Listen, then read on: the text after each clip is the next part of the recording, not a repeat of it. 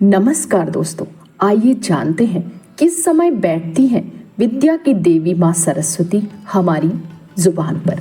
विद्या देवी सरस्वती हम अक्सर अपने बड़े बुजुर्गों के मुंह से सुनते हैं कि हमें हमेशा शुभ और सकारात्मक बातें करनी चाहिए। बड़े बुजुर्ग कहते हैं कि किसी भी मनुष्य को अपशब्द और नकारात्मक बातें नहीं करनी चाहिए, क्योंकि क्या पता उस समय उनके मुंह पर माँ सरस्वती विराजमान हो जाएं और वह नकारात्मक बातें सच हो जाएं। आइए जानते हैं कि क्या ऐसा सच में संभव होता है।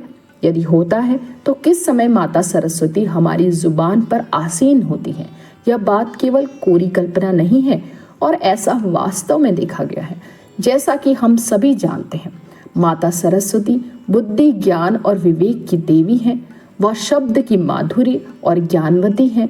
वीणा वादिनी सरस्वती ने ही सर्वप्रथम सृष्टि में स्वर भरे हैं। ऐसी मान्यता है कि माता सरस्वती से सर्वप्रथम 100 स्वर की उत्पत्ति हुई और इसी वजह से संसार के सभी नदी, नालों और पक्षियों को आवाज मिली। यह भी बेहद लोकप्रिय मान्यता है कि पूरे एक दिन यानी 24 घंटे में एक समय ऐसा आता है जब प्रत्येक मनुष्य की जुबान पर माता सरस्वती स्वयं आसीन होती हैं। इस विषय में ऐसा कहा जाता है कि इस समय के दौरान जो भी शब्द मनुष्य बोलता है वह सच हो जाते हैं। मित्रों, धर्म पुराणों के अनुसार रात्रि के 3:10 से 3:15 के 5 मिनट या ऐसे होते हैं जो प्रत्येक मनुष्य की जुबान पर माता सरस्वती स्वयं विराजमान होती हैं। अब आप सोचेंगे, इस समय तो कोई जागता ही नहीं है, तो इस बात का क्या आशय हुआ? लेकिन ऐसा नहीं है।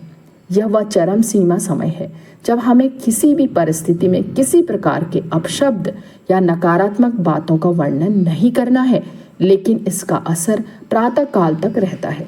इसलिए आपको प्रातःकालीन यानी कि सूर्योदय से पहले और सूर्योदय के कुछ समय बाद भी किसी प्रकार के एक शब्द या नकारात्मक बातों का वर्णन नहीं करना है।